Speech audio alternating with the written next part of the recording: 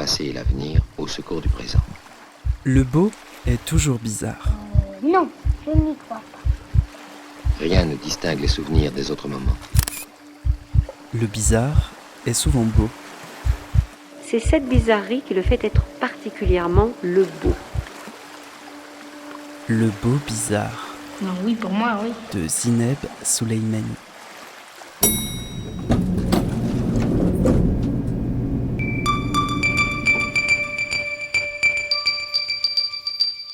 Bienvenue dans le beau bizarre, un espace sonore libre et hybride, un espace comme une tentative, une expérimentation, un geste réflexif. Je crois que chaque femme entre en féminisme par son corps. Je suis Zineb Souleymani et d'aussi loin que je me souvienne, naître une femme n'a jamais été un confort pour moi. Être née dans un corps de femme, c'est être née dans le réceptacle de beaucoup de violence. Vivre dans un corps de femme est plus souvent une douleur qu'un épanouissement. Y réfléchir permet de rester en vie. Comprendre permet d'apaiser. Je pose mes questions pour comprendre, et c'est avec une émotion non dissimulée que je pose mes questions aujourd'hui à la philosophe Camille Froide-Vaumétry et à l'auteur Martin Page. Un épisode autour de la question « Le féminisme masculin est-il possible ?»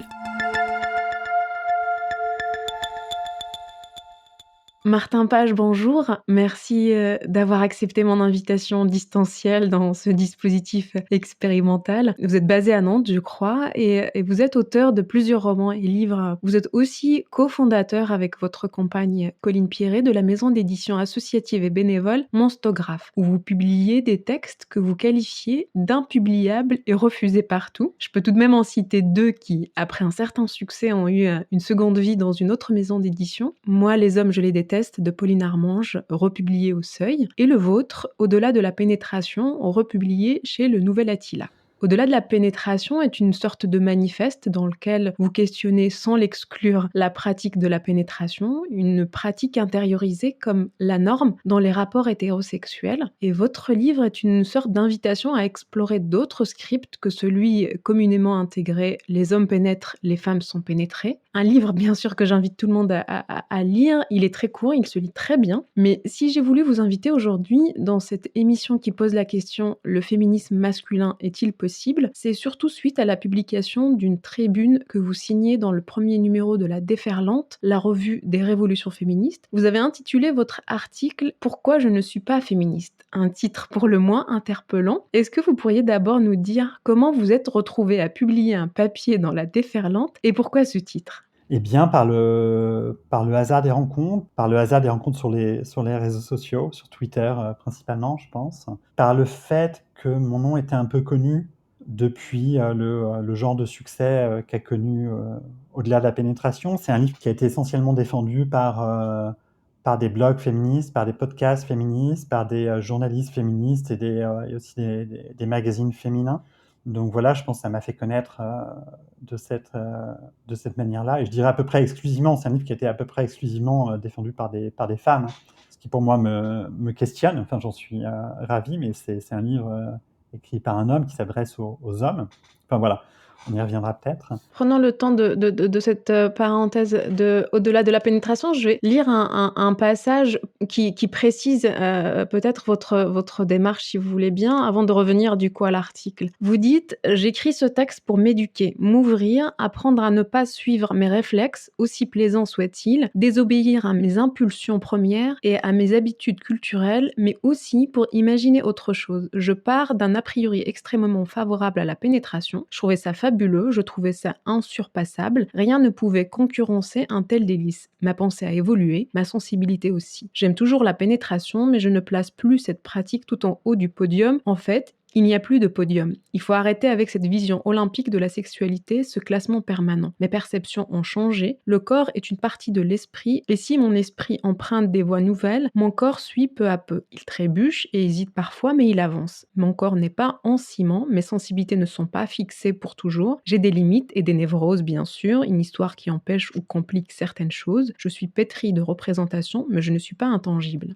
C'est toujours aussi fidèle à la motivation de départ ? Ouais, c'est ça, mais je dirais que c'est le cas à peu près pour tous mes livres. Je vois pas les livres autrement que comme des objets existentiels et politiques et émancipateurs. Pour moi, un livre, c'est le lieu d'une transformation de moi-même. Alors, transformation, le mot est peut-être trop fort, je ne sais pas. Mais en tout cas, évidemment qu'un livre, c'est d'abord pour moi une manière d'essayer de comprendre des choses qui me touchent, qui me troublent, et d'essayer d'être un meilleur être humain. Ça paraît peut-être un peu bêta dit comme ça, mais en tout cas, ça part souvent d'une douleur et d'un trouble, et il s'agit pour moi d'essayer de résoudre quelque chose et de trouver peut-être pas une solution, mais en tout cas d'ouvrir des portes et de faire bouger des représentations. En fait, vous diriez que c'est suite au succès d'Au-delà de la pénétration que vous vous êtes retrouvé à écrire dans La Déferlante? J'imagine que mon nom est apparu comme ça aux oreilles des rédactrices de la revue, et elles ont, je ne sais pas pourquoi, mais elles ont dû lire ce que j'écrivais, ça a dû leur plaire, donc elles m'ont proposé. Alors moi, mon premier réflexe, ça a été pas de remettre en question leur invitation, mais de leur dire: est-ce que vous êtes sûr de vouloir un mec dans une revue féministe? Est-ce que c'est pas bizarre? Je me sens pas forcément à ma place, etc., etc. Sans non plus, je veux pas faire du mansplaining, de dire à des meufs: vous avez tort de enfin, vous voyez ce que je veux dire? C'est, juste je pose la question. En tout cas, moi, ça me questionne, d'autant plus que évidemment qu'il y a plein de femmes, enfin, je veux dire, des féministes militantes qui réfléchissent à ces questions-là depuis des années et des années, et moi, je réfléchis à la masculinité depuis pas très, très longtemps. Donc, c'est ce que j'ai dit aux rédactrices. J'ai dit: si vous pensez que je peux apporter, voilà, je vous propose un sujet, et si ça vous semble apporter un truc, c'est OK. Et là, pour le deuxième numéro, je leur propose en général plusieurs sujets, et elles me donnent leur avis. Et là, le texte du deuxième numéro s'appelle Pourquoi je n'aime pas les femmes. C'est aussi un texte provocateur, on va dire. Donc évidemment, c'est pas ça l'enjeu, hein. C'est un texte provocateur, mais qui dit quelque chose par rapport à cette position des hommes qui aiment les femmes, et que je critique. Donc voilà, en fait, à chaque fois, je leur dis: n'hésitez pas à me virer, pas à me virer, mais à faire appel à d'autres gens. Alors, elles me disent que mon article a eu beaucoup d'échos, et beaucoup d'échos positifs. Ceci étant, il y a aussi des femmes qui ont mal pris mon texte, et qui pensent que ma place n'est pas dans la revue, et je comprends tout à fait leur position. Je veux dire, il n'y a pas du tout. Je comprends très bien que des féministes se disent que ce que je fous là, en fait. Donc voilà, ma position est peut-être un peu inconfortable, mais c'est peut-être la moindre des choses. C'est peut-être un truc à assumer quand on veut aider dans une cause, c'est assumer une position inconfortable et sans vraiment de solution. Donc voilà, tant que je peux donner, tant que mes textes peuvent avoir un intérêt et tout ça, je les donne, et si un jour c'est plus le cas, Pour dire aussi, je voudrais pas devenir non plus un spécialiste des questions sexuelles, de la masculinité. Moi, ce qui m'anime, c'est la lutte contre l'oppression. Je veux pas, parce que j'aurais pas les compétences, parce que c'est pas mon objet, être un genre de mec spécialiste des questions de masculinité, etc., etc. Vous dites: un homme élevé dans une société patriarcale jouit de privilèges inhérents à son genre. J'ai beau y être opposé, peu importe, j'en profite pleinement. Jamais mon vécu ne sera celui d'une femme qui subit la domination masculine. Impossible d'être égaux dans le combat politique tant que nous ne sommes pas égaux socialement. Quand des hommes osent se prétendre féministes, ils s'approprient des siècles de lutte et de pensée sans que cela ne leur coûte rien. Ils en tirent un bénéfice tout en conservant leurs privilèges et en continuant à avoir des comportements sexistes sans doute plus discrets. Soyons clairs, les hommes ne sont et ne peuvent pas être féministes. Pire encore, nous avons du mal à être de simples alliés. Il suffit d'écouter les militantes, le machisme et les agressions sexuelles sont omniprésentes dans les milieux progressistes et révolutionnaires. Pour vous, c'est impossible d'être un homme féministe aujourd'hui? Je sais pas. Dans l'article, je rappelle que Colline Piret, ma compagne, par exemple, n'est pas du tout d'accord avec moi. Elle pense que c'est important que les hommes se réclament du féminisme.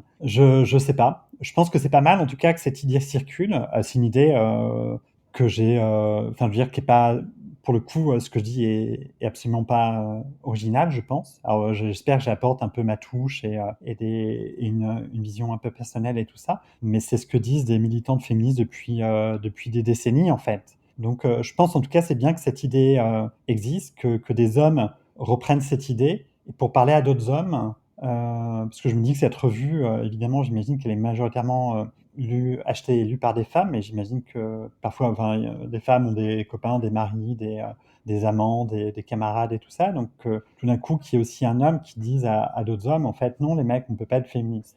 Ensuite, c'est pas une bulle papale, hein. J'ai aucune autorité. Mon désir est pas du tout de légiférer et tout ça. C'est un avis qui vient d'une position très, très particulière. Ensuite, je pense que c'est pas mal qu'il soit exprimé et que les hommes, et en tout cas qu'un homme, parce que ça, c'est quelque chose que disent les féministes depuis très, très longtemps, mais qu'un homme le reconnaisse, je pense que c'est très important qu'il puisse dire que on peut pas se revendiquer de ça, en fait. On est du côté, structurellement, des oppresseurs. Et je pense qu'on peut avoir une place dans la lutte, mais il s'agit d'être modeste et de pas en tirer prestige, quoi. De pas en tirer... ça ne nous sert pas à être fiers de nous. Au contraire, il s'agit de nous aider à démanteler un peu la masculinité. Vous dites ça commence par se taire. Oui, ben voilà, c'est toujours pour moi le paradoxe, en fait. C'est comme là, c'est pour ça que je suis toujours un peu gêné quand on me demande d'intervention, parce que ouais, c'est ça. C'est pour ça que je propose toujours que ce soit une femme qui prenne ma place, quelqu'un de concerné. Mais c'est l'entraînement. Enfin, je sais pas, c'est pas un entraînement, mais je pense que c'est un concept. Le silence masculin, ça devrait être un concept philosophique, politique, qu'il faudrait ancrer dans les discours politiques progressistes, d'extrême gauche et tout ça, comprendre que c'est important, en fait. Et là, moi, c'est juste un truc individuel que j'apprends à faire. Peut-être qu'au travers de cette revue, j'espère toucher d'autres hommes, des hommes membres de collectifs, d'associations, de syndicats, et qui vont comprendre que voilà, se taire pour un homme, c'est politique, mais comme pour quelqu'un de privilégié, et comme se taire pour un valide aussi face à des personnes handicapées, c'est politique. On pourrait décliner ça, évidemment.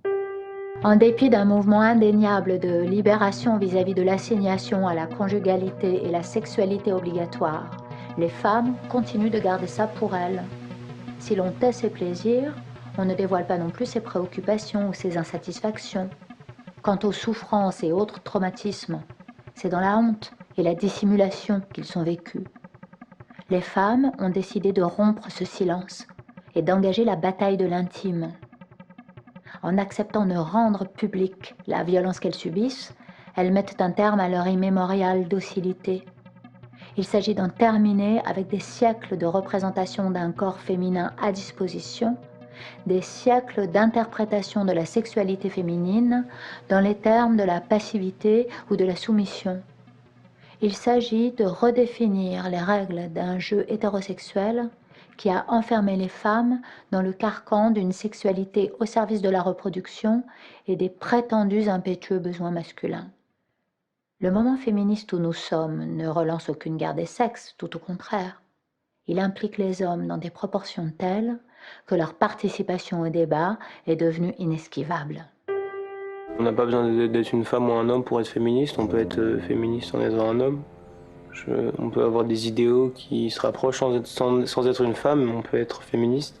C'est pas parce qu'il y a le mot femme dans féministe qu'on doit être une femme pour l'être. On vient d'entendre 2 extraits tirés du documentaire Les mâles du siècle, réalisé par Laurent Métry, avec la complicité et le regard scientifique de la philosophe Camille Froidevaux-Métry. Dans ce film, on entend une trentaine d'hommes d'âges différents témoigner sur différentes questions, la procréation, le travail, la famille, le genre, la sexualité. Des récits ponctués comme ça par des textes d'autrices féministes d'hier et d'aujourd'hui. Et dans ce que nous avons écouté, il y a eu d'abord un extrait du texte qui date de 2018, La bataille de l'intime, de Camille Froidevaux-Métry, suivi d'un témoignage d'un très jeune homme. Comment vous recevez ces 2 extraits-là ? Alors, sur le témoignage féminin, je pense que c'est peut-être là où il faut se taire. J'ai pas grand-chose à dire, en fait, vis-à-vis d'une femme qui dit quelque chose du combat féministe. Et par rapport à ce que dit le jeune homme, je voudrais dire, en fait, moi, je suis pas du tout normatif. J'ai encore aucune légitimité pour l'être et aucun désir pour l'être. Donc, si un homme veut se dire féministe, je veux dire, c'est pas aux hommes, en fait, de décider si c'est OK, si c'est valide ou pas. C'est aux femmes et aux militantes. Et peut-être que ça peut être l'objet d'un débat, d'ailleurs. Mais dans ce débat, je pense pas que les hommes aient vraiment leur place. Nous, moi, je peux en parler à d'autres hommes, peut-être. mais ce jeune homme qui dit voilà, comme ça, à brûle pour point, je suis pas tout à fait d'accord avec lui, pour une raison très simple, c'est qu'on ne vit pas du tout une oppression et que le féminisme, c'est l'histoire de la lutte contre l'oppression masculine et que nous, structurellement, en tant qu'hommes, on est du côté des oppresseurs. Ça ne veut pas dire qu'on ne peut pas être utile, en fait, à la lutte contre le patriarcat, mais ça veut dire qu'on est jugé parti, qu'on est, en fait, dans une position impossible qui devrait nous inviter à la modestie. Donc, ce besoin et ce désir très fort chez certains hommes de revendiquer le mot féministe, je me demande d'où ça vient, en fait. J'ai l'impression que c'est comme parfois, mais là c'est compliqué pour moi, je dis je veux pas être normatif et pas juger, mais c'est ce que je fais finalement. Mais voilà, tout d'un coup c'est un mot qui est devenu populaire et que nous on n'a pas fait grand-chose en fait pour le mériter. Je veux dire, l'histoire du féminisme, c'est des histoires de lutte douloureuses, déchirantes, tragiques de femmes. Et c'est l'histoire de femmes qui vivent une oppression au quotidien. Et nous, en tant qu'hommes, en fait, on est protégés de tout ça. Donc je trouve ça un peu, gonflé, qu'un homme s'arroge ce titre-là d'une certaine manière, alors qu'il a rien vécu dans sa chair. Peut-être qu'il y a d'autres choses dans sa vie, en fait, qui font qu'il subit des oppressions. Je le connais pas, hein, ce garçon. Mais on n'a pas vécu l'oppression, en fait. Donc ça nous invite, je pense, ça devrait nous inviter à être modestes. Ensuite, que les femmes pensent que les hommes peuvent se dire féministes, sur ça, j'ai absolument rien à dire pour le coup. Se dire féministe, c'est se dire un peu en soutien, en fait, au combat ou aux femmes. Moi, c'est comme ça que je l'ai entendu. Comment on peut traduire ce féminisme-là du soutien aux femmes qui mènent ce combat vers l'égalité? On pourrait, ce que je dis dans l'article, je pense si on a les moyens, il faut financer les associations. C'est des batailles structurelles, donc on a besoin en fait d'associations. Ça peut pas être c'est un peu comme l'écologie en fait. On sauvera pas la planète en triant nos déchets dans notre immeuble en fait, ou en achetant en vrac au supermarché, c'est pas vrai. C'est établir des rapports de force. Et pour ça, il faut financer les associations féministes. Il faut les aider. On peut, je sais pas, les suivre sur Instagram, sur les réseaux sociaux. On peut relayer leurs paroles. On peut leur donner la voix. Moi, en tant qu'artiste, je travaille à changer les représentations de mes personnages masculins et féminins dans mes livres. On peut essayer de faire agir là où on est. Je sais pas quel métier fait le jeune homme, mais peut-être qu'au sein de son entreprise, de son association, son administration, il peut aussi essayer de faire bouger les structures. Je pense que c'est là qu'on est le plus utile. Et on peut parler aux mecs autour de nous et aux hommes qui sont aussi dans des positions de pouvoir. On peut essayer de contribuer à ébrécher la masculinité, à la remettre en cause, à la désosser. Ça me semble... En tout cas, vous dites complice et pas allié. Ouais, c'est un concept qui a été porté par des militantes sur l'idée que en fait ça suffit pas en fait d'être allié, qu'on veut aller plus loin et la complicité, ça indique en fait qu'on est lié en cas de problème, même juridiquement, on va dire peut-être qu'on fomente quelque chose qui est de l'ordre de la mise en cause de la norme et qui a des risques à ça. Je pense qu'il y a dans la complicité, il y a l'idée peut-être de prendre des risques vraiment. Alors les risques, il ne s'agit pas de violence physique, forcément, c'est pas ça l'idée, mais c'est aussi prendre sur son temps personnel. C'est ce qu'on fait, Connie et moi, avec notre petite maison d'édition, en fait. C'est un engagement bénévole qui nous prend du temps, de l'énergie. J'y reviens, c'est donner de l'argent aux associations. Il faut que ça nous coûte, en fait. Parce que allier, ça pourrait paraître trop, peut-être un peu tendre, alors que complice, tout d'un coup, ça fait, il y a quelque chose qui est de l'ordre qui me paraît beaucoup plus fort et beaucoup plus impliquant, je dirais. Les féministes visionnaires ont toujours su qu'il était nécessaire de convertir les hommes. Nous savons que même si toutes les femmes du monde entier deviennent toutes féministes, mais que les hommes restent sexistes, notre vie s'en trouvera toujours diminuée. La guerre des genres sera toujours la norme. Les militantes féministes qui refusent d'accepter les hommes comme camarades de lutte ont malencontreusement contribué à la méfiance et au dédain du public envers le féminisme. Ces militantes craignent de manière totalement irrationnelle que tout avantage tiré par les hommes qui participent au combat féministe soit une perte pour les femmes. Et parfois, les femmes qui détestent les hommes préfèrent empêcher l'évolution du féminisme plutôt que d'affronter les problèmes qu'elles ont avec eux. Il est urgent que les hommes prennent la bannière du féminisme et contestent le patriarcat. La sauvegarde et la poursuite de la vie sur cette planète exigent la conversion des hommes au féminisme. Avec l'extrait du texte « Tout le monde peut être féministe » écrit en 86 par l'autrice américaine afroféministe Bell Hooks. Et dans l'article que vous signez pour La Déferlante, vous écrivez « Pour ce texte, j'ai une dette à l'égard de Monique Wittig, Françoise Vergès, Virginie Despentes, Kautar Harchi, Maya Mazorette, Bell Hooks, Audre Lorde, Amandine Gay, Manon Garcia, Annan Gatsby et tant d'autres. Comment vous recevez d'abord les paroles de Bell Hooks qu'on vient d'entendre et pourquoi parlez-vous d'une dette à l'égard de toutes ces femmes ? Alors, les paroles de Bell Hooks, c'est là encore, je suis super, je me sens pas, enfin, son œuvre est extrêmement importante et elle a beaucoup compté pour moi. Elle écrit un très beau livre sur l'amour et les hommes, par exemple. Je veux dire qu'elle est, pour le coup, elle est très inclusive vis-à-vis des hommes. Pour moi, ça a été, ça reste une autrice très importante.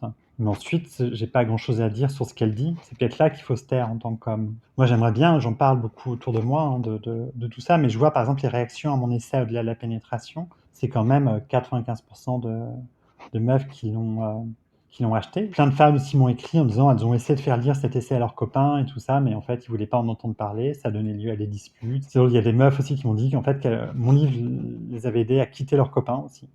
J'ai été responsable enfin pas responsable directement, mais enfin voilà. Mais j'ai l'impression que les mecs veulent pas lâcher leurs privilèges.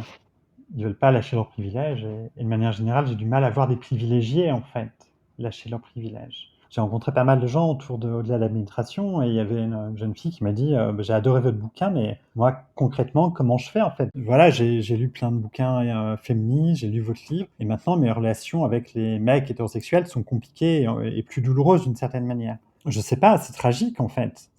Je connais mal le sujet, mais enfin pour tout ce que j'en connais, c'est pour ça que la question du lesbianisme politique elle me semble très logique finalement, d'un point de vue de la lutte contre l'oppression, parce que c'est la solution en fait. C'est vrai qu'il y a un mouvement là un peu très contemporain qui prône une sorte de sortie de l'hétérosexualité comme acte politique pour essayer de rééquilibrer les choses. Oui, ça se comprend. En même temps, je comprends l'attachement aussi des femmes hétérosexuelles aux hommes, mais il y a un genre de quadrature du cercle. Ensuite, je pense que les hommes d'aujourd'hui, de 20 ans aujourd'hui, ne sont pas les mêmes hommes que les hommes de 20 ans en 1960. Donc, il y a une évolution grâce aux femmes, mais je pense pas que ce soit beaucoup grâce aux hommes, même aux hommes alliés en fait. Notre rapport théorique est très succinct, on va dire, mais peut-être que notre rôle, c'est aussi moi, c'est un peu ce que me disent des meufs, elles me disent « Ah, ça fait du bien qu'il y ait un mec voilà, qui dise ça ». C'est des choses qu'on sait et tout ça, mais tout d'un coup,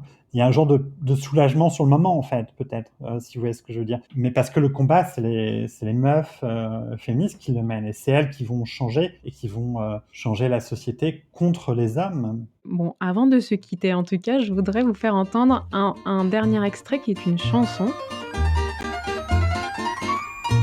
Qui c'est qui fait la vaisselle? Faut pas que ça se perde. Qui c'est qui doit rester belle? Les mains dans la merde. Mais tout change, et voici Jules qui lange les fesses de l'héritier. Il balaye, et bientôt quelle merveille, il astique le plancher.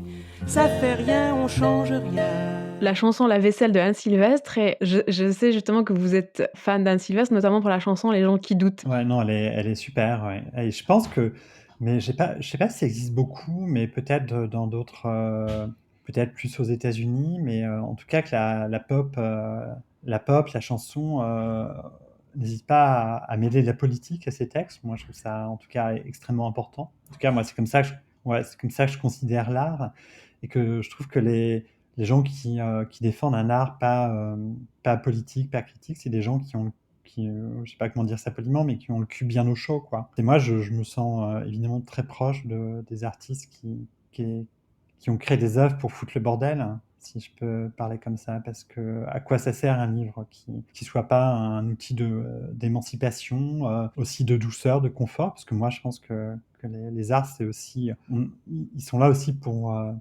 nous donner des forces, mais aussi pour foutre un peu le bordel. Tu vas au boulot, tu marches seul. à la hauteur du H&M. Y'a un type qui gueule, salut bonne meuf, t'es vraiment très charmante. Tu sais, je te mangerai pour le 4 heures, t'es si appétissante. Je te ferai pas la bise, mais si tu veux, on peut baiser. Moi, les petites meufs comme toi, j'en ferai qu'une bouchée. Ben pourquoi tu marches plus vite? Je t'ai pas agressé, je t'ai même fait des compliments. Tu pourrais au moins t'arrêter, comment ça t'as pas le temps? Et t'es pas célibataire, tu sais, moi je suis pas jaloux. Viens dans mon lit, ça va te plaire aussi, faut arrêter de te plaindre. Là tu l'as bien cherché, t'as une jupe tellement courte, même pas besoin de la soulever. Les filles comme toi, c'est dangereux. Pire que le mal incarné. Et c'est moi que l'on accuse de me comporter en chimpanzé. Souffle, serre les dents, comme d'hab, tu te tais. Souffle, sois prudente, marche sur le trottoir d'à côté. T'es une pouffe, c'est devenu courant de l'entendre 3 fois par journée. T'as un hume, peut devenir violent si tu donnes pas le vrai. Bah toi fillette,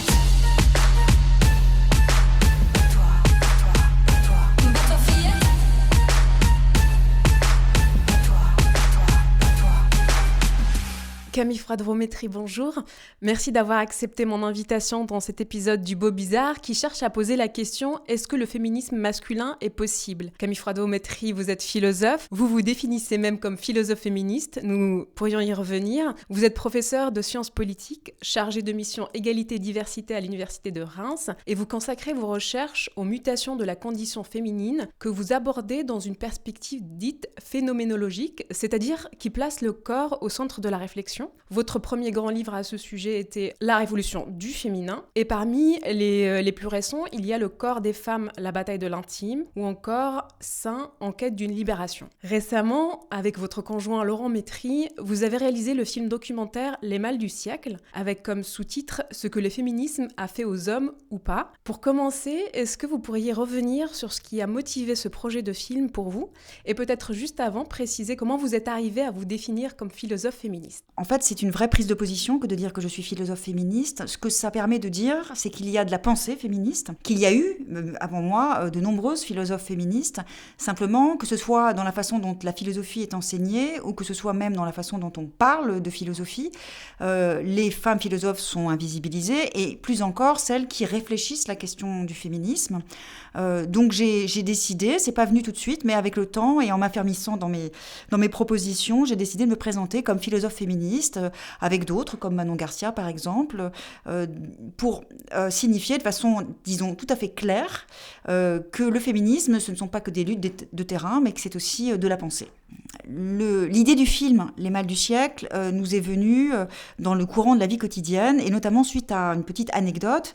Un soir, Laurent est rentré après avoir vécu une scène lors de laquelle il était resté muet face à 2 hommes qui adressaient des propos vraiment violemment sexistes à la jeune femme qui se trouvait derrière le bar. Il en avait été outré, mais s'était trouvé, disons, d'une forme d'incapacité à oser intervenir. Et quand il m'a raconté cet épisode, j'ai d'abord été moi aussi choquée que lui ne soit pas intervenu. Et la question qu'on s'est posée ensemble, c'est comment il pouvait se faire qu'en étant soi-même féministe, comme c'est son cas, en vivant avec une femme féministe, et puis en essayant au quotidien aussi d'appliquer ce féminisme, il s'était trouvé comme figé, comme incapable de mettre en pratique, en fait, dans l'espace public, ses propres convictions. Et alors, en réfléchissant, on s'est demandé s'il n'y avait pas quelque chose là qui pouvait nous aider à comprendre, d'une part, pourquoi la question de la place des hommes dans le féminisme est si, disons, problématique, et d'autre part, est-ce que ça avait du sens que de réfléchir à des nouvelles modalités d'engagement des hommes aux côtés des féministes. Justement, dans le film, vous avez cherché à récolter la parole d'une trentaine d'hommes, cis hétérosexuels, homosexuels ou trans,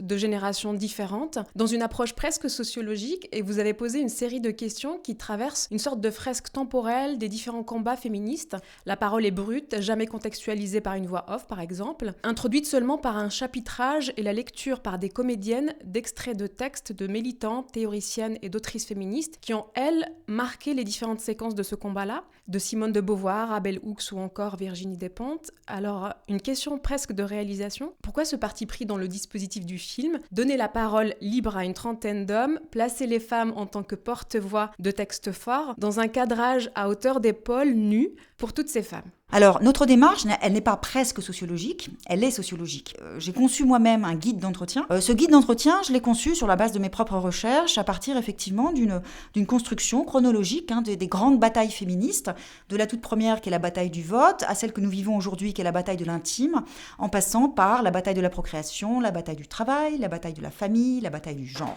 Ça donne donc 6 grands chapitres, 6 grandes thématiques au sein desquelles il y a des sous-thèmes. Cela a donné concrètement une 40aine d'heures de rush, puisque chacun de ces entretiens filmés durait au minimum 1 heure, parfois certains 1h30, donc x 30, il y avait une 40aine d'heures de rush qu'il a fallu ensuite monter. Et ça, c'est à nouveau un travail un petit peu scientifique, puisque il s'est agi de travailler sur le corpus des entretiens pour aller y chercher la matière qui nous intéressait par rapport aux postulats qu'on avait commencé de formuler, nos hypothèses et éventuellement le sens qu'on voulait donner au film. Mais c'est un sens qui s'est aussi construit, évidemment, dans ce travail de montage. Il y a un point important qui est que nous n'avons pas donné la parole à ces hommes, nous l'avons prise. Je veux dire par là que quand on les a rencontrés, on ne leur a pas parlé de féminisme.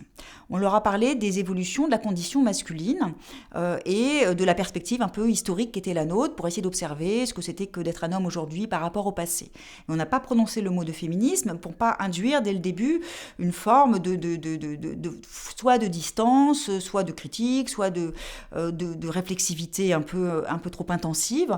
L'idée, c'était que vraiment, sur le mode de la discussion, le mode de l'entretien ouvert, ces hommes évoquent leurs propres conditions, sauf que le guide de l'entretien, lui, était construit en explorant en fait tous les grands thèmes féministes. Quand on a monté ces entretiens filmés, la démarche était d'aller repérer la position de ces hommes de différentes générations au regard des grandes conquêtes féministes, au regard aussi de celles qui continuent d'être menées aujourd'hui. Et on a ainsi construit le film en trois grands moments, 3 grandes parties, hier, aujourd'hui et demain, qui, chacune d'entre elles étant composée de thématiques qui sont relativement homogènes, puisque hier, c'est toute la question du rapport au domestique, à la vie familiale et aux enfants notamment. Aujourd'hui, c'est la question de la sexualité, parce que c'est la bataille de l'intime et c'est ça qui nous intéresse.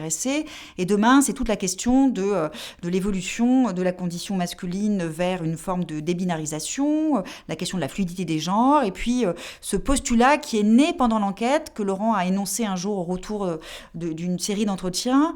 Il m'a dit, en fait, je crois que l'avenir est trans. Et cette phrase, elle résume en fait, alors bon, j'ai un petit peu divulgaché le propos du film, mais voilà, c'est un petit peu l'enseignement principal qu'on a tiré du film sur la question des textes féministes qui viennent ouvrir chacun de ces chapitres. Alors, il y a 2 versions pour le film. Il y a une version en mini-série, donc les 3 parties, qui pour un total de 2h20, et puis il y a une version unitaire d'1h37, qui est destinée notamment aux projections débats et aux festivals. Dans la version longue, donc il y a 17 chapitres et chacun de ces chapitres est ouvert par un texte féministe. Alors je suis allée les chercher, ça n'a pas toujours été facile parce que par exemple il y a un sous-chapitre qui concerne la sexualité masculine et la question de l'orgasme masculin. Alors trouver une féministe qui parle de l'orgasme masculin, c'était pas facile, mais j'ai trouvé. Et en fait l'idée c'était d'ouvrir chacun des chapitres en proposant, en donnant à entendre la position féministe sur le thème qui a ensuite allé se dérouler. Et donc, on avait dans l'idée de faire une forme de résonance avec des propos qui parfois seraient très très loin de ces positions féministes, mais que l'on entendait du coup toujours avec en mémoire sonore en quelque sorte la position féministe correspondant à la thématique. Et puis ensuite de ça, Laurent a fait un choix de mise en scène particulier puisqu'en effet ces femmes, alors certaines sont comédiennes mais pas toutes, il y a une moitié de comédiennes et puis une moitié d'autres qui sont des femmes de la vie de tous les jours. L'idée qu'il a eue, c'est de leur demander donc d'interpréter ces textes féministes en regard face caméra avec un plan assez serré qui ne laissent voir que leurs épaules, lesquelles épaules sont nues. Et effectivement, l'idée, c'est bien de suggérer la nudité. Alors, c'est quelque chose dont on a pu observer que ça suscitait pas mal de réactions. Et la justification est la suivante. Elle se fonde sur une de mes convictions très profondes, qui est que un des grands enjeux du féminisme aujourd'hui, c'est de faire en sorte que, après avoir été pendant des siècles des corps objets, les femmes puissent enfin devenir des corps sujets. Et l'idée de cette mise en scène, c'est ce que Laurent appelle, il en parle comme de nu féministe, c'est de renverser l'approche traditionnelle du cinéma vis-à-vis du corps des femmes, qui est une approche d'objectivation et d'ultra-sexualisation, en présentant des femmes suggérant leur nudité, mais qui sont des femmes qui pensent. ou qui interprète de la pensée, et donc c'est ce qui donne son sens à cette expression de nu féministe. Le choix de réalisation de ne pas surimposer, par exemple, une voix off sur ses propos, ni même d'inscrire à l'écran, par exemple, les prénoms et les âges de ces hommes ou leur profession, il est mûrement réfléchi. En fait, il s'agit d'éviter toute préconstruction quand on fait connaissance avec ces hommes. On ne sait pas ce qu'ils font dans la vie, on peut deviner leur âge à leur apparence, mais bon, voilà. Et en fait, comme le film est assez long, Laurent a fait en sorte de dresser un mini-portrait de chacun de ces hommes, si bien qu'à la fin du film, on a une idée précise, on sait à peu près ce que chacun de ces hommes fait, on sait si ce sont des homosexuels ou des hétérosexuels. Bref, le portrait se tisse, mais dans la matière du film, sans explication de texte, en quelque sorte trop explicite. Quant à la voix off, ça c'était vraiment un choix, j'allais dire presque épistémologique. On a refusé de faire intervenir cette fameuse posture du sachant qu'on entend si souvent dans les documentaires et qui en fait qui donne un peu du prêt-à-penser, parce que l'objectif de ce film, qui s'adresse peut-être d'abord et avant tout aux hommes, c'est de leur permettre de réfléchir eux-mêmes à leur propre position par rapport à ces questions, sans être en quelque sorte pris par la main pour aller dans telle ou telle direction, mais en restant dans une relation, disons, la plus immédiate et la plus spontanée possible par rapport à ces propos, puisque ce film, c'est un peu comme un miroir que l'on tend aux hommes, où on leur demande de se regarder et de se situer dans le champ féministe, où on a souvent cette métaphore du féministomètre, essayer de se repérer sur l'échelle des postures féministes et de générer des prises de conscience parfois, parce que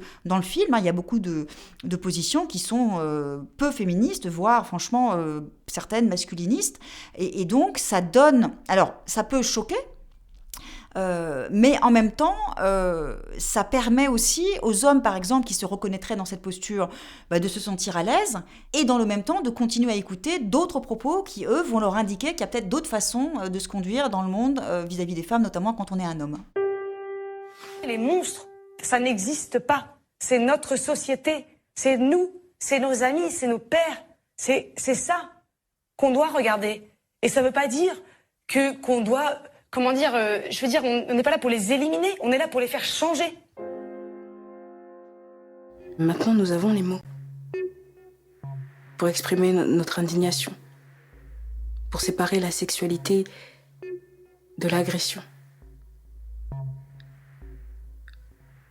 Nous avons le courage de manifester en public contre la pornographie. Et de jeter ces preuves, ces films, hors de nos maisons, de boycotter ses fournisseurs et même de considérer ceux qui la consomment, les amis et les proches, avec le même sérieux que s'ils soutenaient et appréciaient les écrits des pires tortionnaires. Mais tant que nous n'aurons pas éradiqué la domination masculine qui assimile la sexualité à la violence, à l'agression, il y aura plus de pornographie dans nos vies. Et moins d'érotisme. Il y aura de petits meurtres dans nos lits. Et très peu d'amour. Ce qui est intéressant dans cette mise en résonance de ces deux extraits, c'est de voir qu'un des enjeux, effectivement, de la prise de conscience féministe des hommes aujourd'hui, c'est celui de l'acceptation de ce que le sexisme et la violence sont des comportements du quotidien qui concernent tous les hommes, quels qu'ils soient, quel que soit leur milieu, qui concernent, comme le dit Adèle Haenel, nos maris, nos fils, nos amis. Et que cette prise de conscience, évidemment, elle implique de faire un retour sur soi et de s'interroger sur ses propres comportements, ceux qu'on a oubliés ou voulu oublier, ceux qu'on a soigneusement cachés, dont on est très peu fier. Dans le film, on a obtenu un certain nombre de confidences, en quelque sorte, de ces hommes qui ont fait cet effort de réflexivité et qui acceptent leur propre imperfection à minima, et surtout parfois même leur propre violence, puisque ça va jusque-là dans le film. Ce qui est intéressant, c'est de voir que les 5 décennies qui séparent ces deux figures féministes n'ont rien changé en fait à ce constat de la permanence et de la récurrence des violences sexuelles que subissent les femmes. Bravo pour ce qui s'est fait depuis une 50aine d'années, on va dire, c'est sûr. Mais je suis pas féministe, je crois pas. Je crois pas. Qu'est-ce que je pense des hommes qui sont féministes ? C'est pas une histoire de place. Parce que la place, on peut soutenir des choses. Pourquoi ils le font ? Pourquoi ils le font ? Il y a deux catégories de mecs féministes. Je dirais qu'il y a les mecs qui sont assez radicaux sur le féminisme et tout ça, qui reprennent le discours de féminisme, mais qui, pour moi, ne sont pas du tout légitimes, dans le sens où ils ne savent pas ce que c'est qu'être une femme. Et ils ne le sauront jamais. Ils peuvent en apprendre, ils peuvent lire des bouquins, ils peuvent discuter, ils peuvent aller dans les cercles, voire même plus ou moins politisés, tout ça, du féminisme, mais ils ne seront jamais femmes. Donc quelque part, non. Cela, je suis, on va dire, un peu dubitative. Par contre, il y a la deuxième catégorie de tous ceux qui ne se voient pas, qui ne s'entendent pas, parce qu'ils ne lèvent pas forcément la voix là-dessus, mais qui essaient de prendre en compte les femmes, leurs besoins, qui essaient de les écouter, qui essaient de s'adapter, sans le dire. Ceux-là, pour moi, sont les vrais féministes.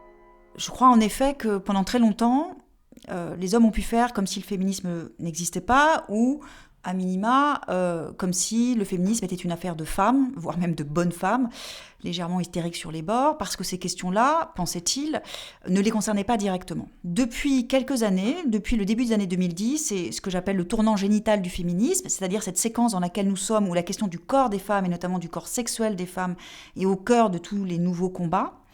Ils ne peuvent plus esquiver cette question de leur place au sein du féminisme, parce que ce dont il s'agit, c'est de lutter contre les violences sexistes et sexuelles qui sont le fait des hommes eux-mêmes. Donc ils sont directement et frontalement confrontés à leur propre responsabilité dans cette histoire. Ils sont aussi, d'une certaine façon, mis en face de cette évidence que la perpétuation des mécanismes qui entretiennent le patriarcat, elle s'explique par leur propre résistance à transformer l'ordonnancement patriarcal du monde. Je veux dire par là que si on a pu, depuis quelques années, faire ce constat un peu terrible d'une forme d'échec, en tout cas de demi-échec du féminisme, puisque cette question du corps intime des femmes avait en quelque sorte échappé à la prise féministe, en dépit de nombreux combats, je crois que ça s'explique par l'absence des hommes. Et par leur refus de reconnaître en fait leur propre responsabilité dans la perpétuation des inégalités, des discriminations et des violences. Aujourd'hui, on est à un moment qu'on pourrait peut-être aussi qualifier de tournant masculin du féminisme, en forçant un petit peu le trait, et de façon peut-être un peu provocatrice, mais je suis assez persuadée qu'en effet, on arrive à un stade de nos luttes où on aura du mal à avancer de façon convaincante et satisfaisante si les hommes ne prennent pas leur part. Ce qui pose ensuite toute une série de questions très importantes et pas évidentes du tout. Comment ? Il y a plusieurs points, je crois. Là, il y a une sorte de gradation en quelque sorte, ou une sorte de petit parcours. Alors je ne dis pas forcément qu'il est obligé, mais ça me paraît quasi impossible de ne pas en passer par là. Je crois que la première chose pour un homme qui souhaite être féministe ou qui aspire à l'être, c'est d'accepter que les femmes puissent être misandres. Parce que c'est, le socle originel des combats féministes que d'avoir mis au jour la façon dont le système patriarcal s'est enraciné dans l'histoire et s'est perpétué par-delà même la modernité démocratique, parce que c'est là que réside le scandale, qu'il y a eu des siècles de patriarcat avant nous. Bon, on peut encore d'une certaine façon le comprendre et le justifier au regard notamment même de la pensée politique ancienne, qui était éminemment hiérarchique elle-même, mais que ce système patriarcal ait survécu au tournant de la modernité démocratique, c'est-à-dire au tournant de la définition de l'égalité de droits de tous les individus, ça c'est un vrai scandale, puisqu'on s'aperçoit que les femmes ont été exclues de cette modernité démocratique. Ce sont les féministes elles-mêmes qui, à partir des années 70, féministes vont révéler cette situation scandaleuse et qui vont faire entrer enfin les femmes dans la modernité en conquérant notamment les droits procréatifs qui leur permettent de devenir d'une certaine façon enfin des sujets de droit pouvant revendiquer la liberté et l'égalité que les hommes s'étaient jusque-là réservés. Et donc ce qu'on observe, c'est que en dépit du fait que nous vivions depuis maintenant de nombreuses décennies dans des régimes soi-disant égalitaires, eh bien les femmes continuent d'être discriminées et finalement de subir un statut mineur et subordonné. Pour que ça change, il faut une prise de conscience généralisée, donc qui inclut les hommes, de cette hiérarchisation sexuée du monde et une volonté de la mettre à terre et de lui substituer une nouvelle société. C'est pour ça que je dis et que je pense que le féminisme c'est pas une politique. Le féminisme, c'est pas l'égalité femmes-hommes ou c'est pas la lutte contre les violences faites aux femmes. Le féminisme est politique au sens vraiment très fort du terme, c'est-à-dire que c'est un projet politique et moi je dis même un projet révolutionnaire puisque ce qu'il s'agit de faire, c'est vraiment de renverser l'ancien monde patriarcal, donc cette division hiérarchiquement sexuée du monde, et d'inventer un nouveau modèle de société fondé sur le principe de l'égalité de tous les individus et bien d'autres choses encore. Et bien ce projet-là, dans cette dimension vraiment révolutionnaire, on voit bien, quand on le définit comme ça, que si les hommes continuent de refuser d'y prendre leur part, on va rapidement se trouver, disons, enfin, empêchés ou en tout cas très fortement freinés. Donc quand on est un homme et qu'on aspire à être féministe, il faut accepter que les femmes puissent être misandres, ce qui signifie accepter en fait que les femmes aient mis au jour la responsabilité des hommes dans le système patriarcal et qu'elles détestent, non pas les hommes en soi, mais qu'elles détestent les hommes tels qu'ils se sont définis dans le système patriarcal, c'est-à-dire en s'arrogeant à peu près tous les privilèges et tous les pouvoirs. Ce sont les hommes ainsi définis que les féministes détestent. Donc moi, je suis misandre et généralement, j'ai même tendance à penser qu'on ne peut pas être féministe sans l'être, quand on le définit comme ça. Ce qui n'implique pas qu'on exclut les hommes. Ce qui n'implique pas non plus, par exemple, qu'on puisse souhaiter sortir de l'hétérosexualité. Donc il y a des féministes qui font ce choix, il y en a d'autres qui ne le souhaitent pas ou qui ne le peuvent pas. Et donc c'est pour ça aussi, je crois que la place des hommes dans le féminisme est vraiment un enjeu aussi décisif pour les féministes elles-mêmes. Parce que, on le sait, on est nombreuses à se poser souvent cette question, ou en tout cas à faire ce constat. Vraiment, c'est pas simple d'être féministe et hétérosexuelle notamment. C'est pas simple d'être féministe et de vivre avec un homme et d'avoir des enfants avec lui, etc. Quand on a hérité donc de toute cette structuration qui se fait toujours au bénéfice des hommes et au détriment des femmes, notamment dans la vie domestique. Et donc, il y a ce premier moment d'acceptation de ce que revêt le projet féministe dans ce qu'il a de vraiment radical par rapport à cette question de la responsabilité des hommes dans le patriarcat. Il y a une deuxième position à adopter quand on est un homme aspirant à être féministe, c'est celle qui consiste ensuite à écouter les femmes et à les croire. Et donc à faire cet effort, parce que écouter les femmes, c'est pas simplement saisir une parole au détour d'une émission de radio ou au détour d'un carrefour dans la rue. Non, écouter les femmes, c'est faire l'effort volontaire d'aller entendre ce que les femmes ont à dire de ce qu'elles vivent au quotidien, notamment en termes de violences sexistes et sexuelles, de les écouter et de les croire, c'est-à-dire de les prendre au sérieux et d'essayer de comprendre ce qu'elles vivent au quotidien. Alors ça, c'est quelque chose, je crois, que les plus jeunes hommes parviennent à faire parce qu'ils sont socialisés, disons, dans un contexte qui est un peu plus facile pour eux de ce point de vue-là. Et enfin, une fois qu'un homme a accepté que les féministes soient misandres, qu'il a accepté aussi de les écouter et de les croire, eh bien, il faut qu'il mette en œuvre dans sa vie privée, quotidienne, les principales convictions et exigences féministes dans sa vie domestique et familiale notamment, mais aussi dans l'espace public. Et par exemple, pour revenir à l'anecdote fondatrice, avoir l'élan nécessaire de prendre la parole en public pour contrecarrer un propos sexiste prononcé par un autre homme. Donc la troisième étape, c'est celle de l'implication vraiment active dans une façon d'être féministe quand on est un homme, c'est-à-dire notamment d'œuvrer à un partage égalitaire des tâches à la maison et de lutter contre le sexisme, par exemple, dans la vie sociale et au travail.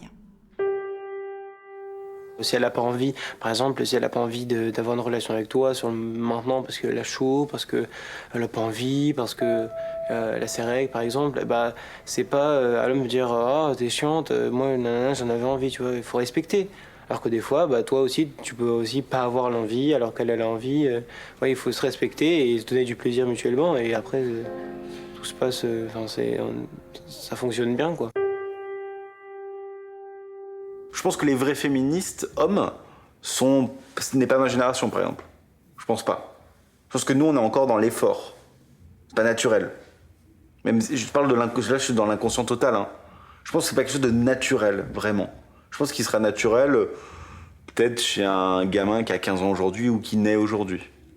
Mais avant, si on est un peu honnête 2 secondes, non. J'avais un postulat de départ, quand on a mené les entretiens, je me disais qu'on allait repérer une forme de tournant générationnel, c'est-à-dire une génération à partir de laquelle les hommes seraient devenus, alors non pas féministes, mais disons, on aurait pu repérer des effets concrets du féminisme sur les hommes, et je pensais que la génération des hommes qui ont 30 ans aujourd'hui serait cette génération tournant.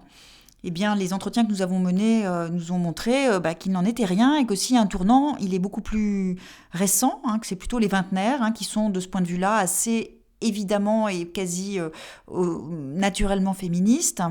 L'extrait, la formule est tout à fait parlante, les trentenaires sont encore dans l'effort. C'est-à-dire qu'ils ont accepté, ils comprennent, mais c'est quelque chose qui leur demande une forme de volontarisme, voilà. Alors que c'est sans doute beaucoup plus immédiat et spontané chez les plus jeunes.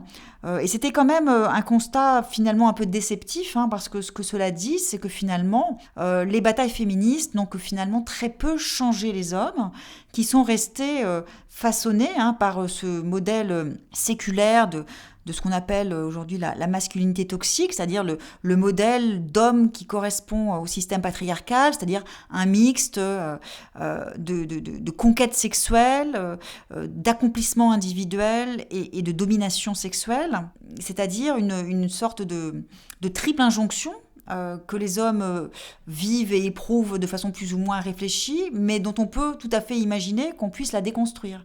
C'est d'ailleurs ce que font les études sur les masculinités qui contribuent à montrer que les injonctions, les stéréotypes de genre sont aussi puissamment efficaces sur les hommes que sur les femmes, et qu'ils contribuent à entretenir les mécanismes patriarcaux, et que donc il y a d'une part disons, une nécessité d'une implication des hommes eux-mêmes dans le féminisme, mais il y a aussi, et c'est peut-être le plus important, un travail de fond à mener pour mettre au jour tous ces stéréotypes et ces injonctions, pour mettre au jour aussi, disons, l'intérêt qu'il y a pour les hommes à se défaire de ce cadre patriarcal, parce que, comme le dit Laurent, c'est une de ses convictions, quand on est un homme et qu'on est féministe, on est plus heureux.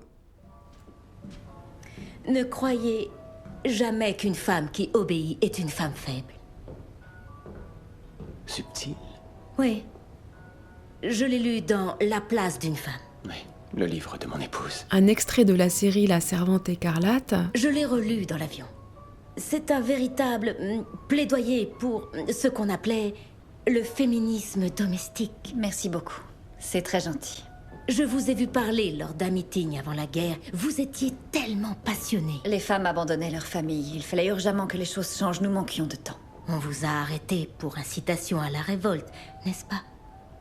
J'avais un fort tempérament en ce temps-là. Dites-moi, puis-je savoir si vous pensiez qu'une telle société existerait? Une société qui a réduit ses émissions de carbone de 78% en 3 ans? Dans laquelle les femmes n'ont plus le droit de lire votre livre? Ou quoi que ce soit d'autre. Sans aller plus loin dans le pitch de cette série, j'aimerais vous poser la question sur ce que peut la fiction. Vous réalisez avec votre conjoint des documentaires comme une sorte de photographie de l'époque, mais pour vous, en quoi la fiction peut participer à changer et à accompagner la séquence féministe d'aujourd'hui? Je pense qu'il y a un lien très intime entre la démarche fictionnelle et le féminisme. Et ce qui fait le lien, c'est l'importance et la centralité du parler en première personne.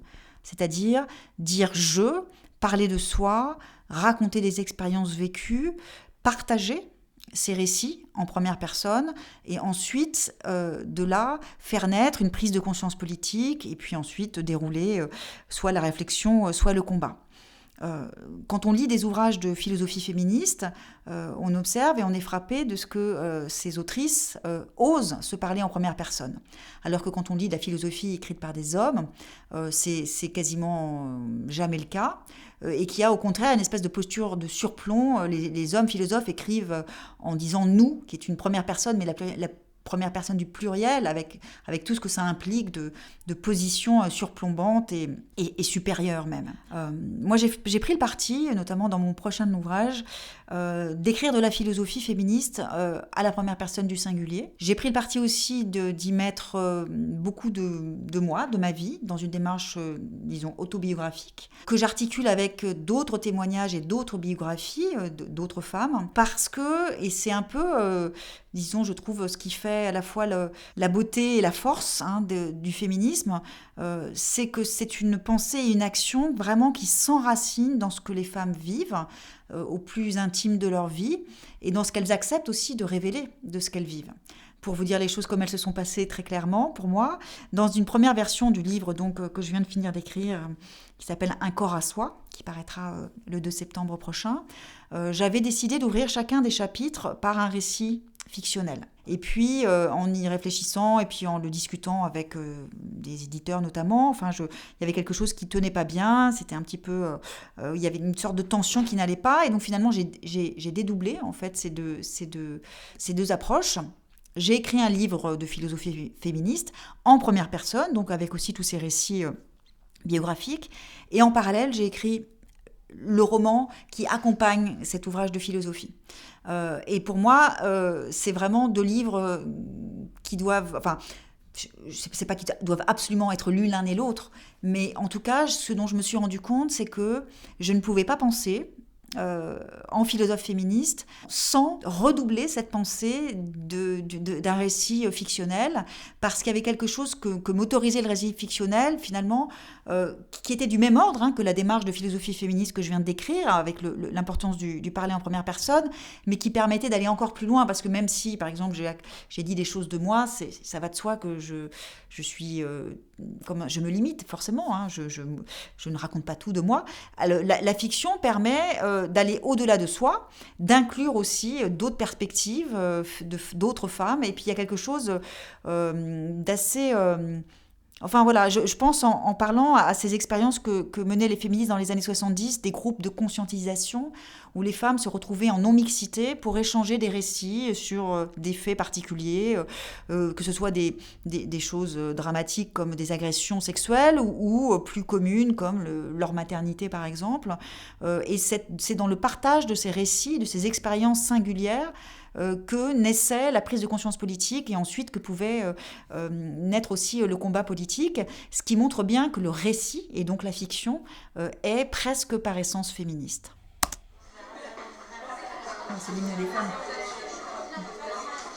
Dans la nouvelle version. Je crois que je pleure, j'écoute. Moi, ça me donne la chair de poule à chaque fois. Depuis la nuit des temps, les femmes, nous sommes le continent noir de nous femmes. Oui, c'est une chanson qui m'émeut toujours, je crois qui émeut toutes les féministes.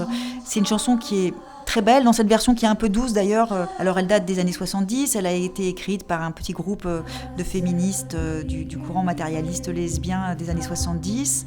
Elle a ceci de particulier qu'elle a été écrite par un collectif de femmes, donc elle est en quelque sorte l'exemplification même de l'importance de la démarche sororale et collective dans le féminisme. C'est une chanson qui met des mots très purs, j'allais dire, sur la violence inouïe des siècles de patriarcat et sur l'importance pour les femmes de s'en extirper à tout prix. Et puis, c'est aussi une chanson qui permet de s'arrêter. C'est-à-dire, souvent, elle est chantée à la fin d'une manifestation ou à la fin, on le fait parfois dans les colloques féministes, à la fin d'un colloque féministe. Elle vient Elle vient rassembler toutes les personnes qui ont partagé une expérience de lutte ou de réflexion. Elle les rassemble et puis elle fait le lien aussi avec les féministes du passé.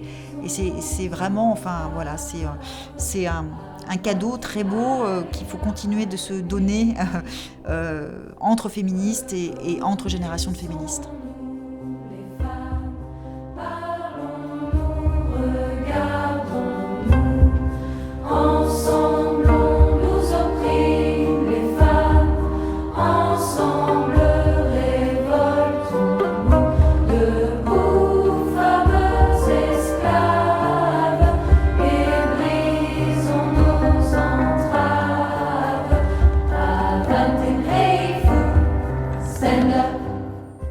Se défaire du cadre patriarcal, multiplier les gestes sororaux, créer des alliances inclusives et transmettre l'hymne comme cadeau intergénérationnel.